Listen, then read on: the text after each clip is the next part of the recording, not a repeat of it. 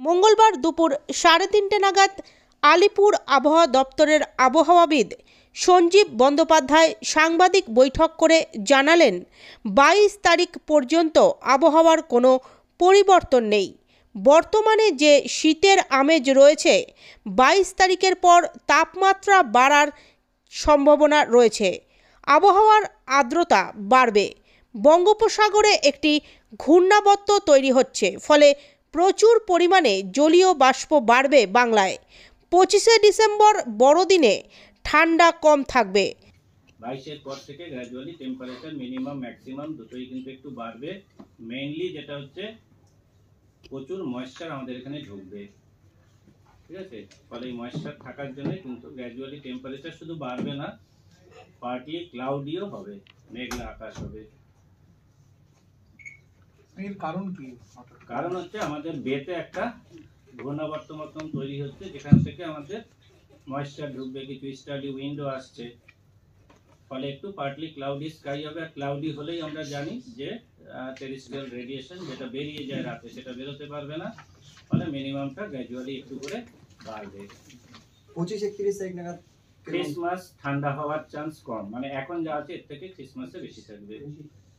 31-এ auto অনেক দূরে হয়ে যাবে, আর পরে আসবেন।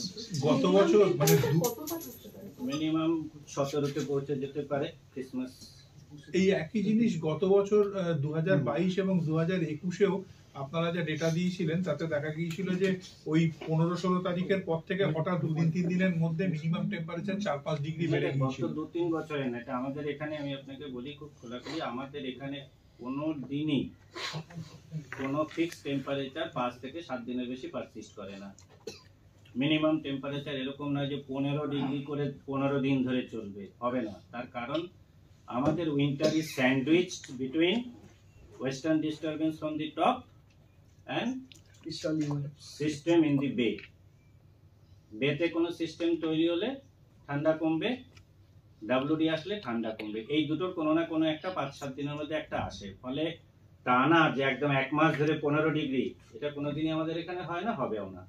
ফলে ওটা কোইন্সিডেন্সটা ডিপেন্ড করে। আগে যদি গরম হতো, অনেক সময় দেখা গেছে সেবার ক্রিসমাস ঠান্ডা, ক্রিসমাসের আগে ঠান্ডা পাচ্ছেন, সেই জন্য ক্রিসমাস কম্পারেটিভলি একটু কম ঠান্ডা। গরম বলা যাবে না, কম ঠান্ডা, মানে আজকে 15 যদি হয়, ক্রিসমাসে we are expecting at least 17। Basically একটা এক্সট্রা ট্রপিক্যাল সাইক্লোন, যেটা আমাদের আটলান্টিক থেকে দেখবেন একদম সিধা ওয়েস্ট টু ইস্ট মুভ করে আফগানিস্তান, ইরান হয়ে আমাদের মেইনলি জম্মু কাশ্মীরের যে স্নোফলটা দেখতে পান সেটা হচ্ছে ওয়েস্টার্ন ডিস্টারবেন্স, হিমাচল হয়ে এটা যায় একদম অরুণাচল অব্দি। এবার এটাতে কি হয়, একটা ট্রাফ থাকে আপার এয়ারে, যেটা বলছিল নিম্নচাপ অক্ষরেখা। এই ট্রাফের ডেপথ যদি খুব বেশি থাকে, ধরুন একটু ম্যাক্সিমাম দেখা যায় বিহার অব্দি নামে, তো দেখবেন বিহারে ভয়ঙ্কর কুয়াশা হয়, ইত্যাদি হয়। এবার এটা যদি কোনো সময় আমাদের স্টেটের অব্দি নেমে যায়, সরস্বতী পুজোর সময় আমরা যেটা বৃষ্টি পাই, ছোটবেলায় মনে আছে কিনা, সরস্বতী পুজোর সময় একটা, সেই বৃষ্টি বা শীতকালে যে বৃষ্টিটা আমরা পাই, that is mainly because of the western disturbance.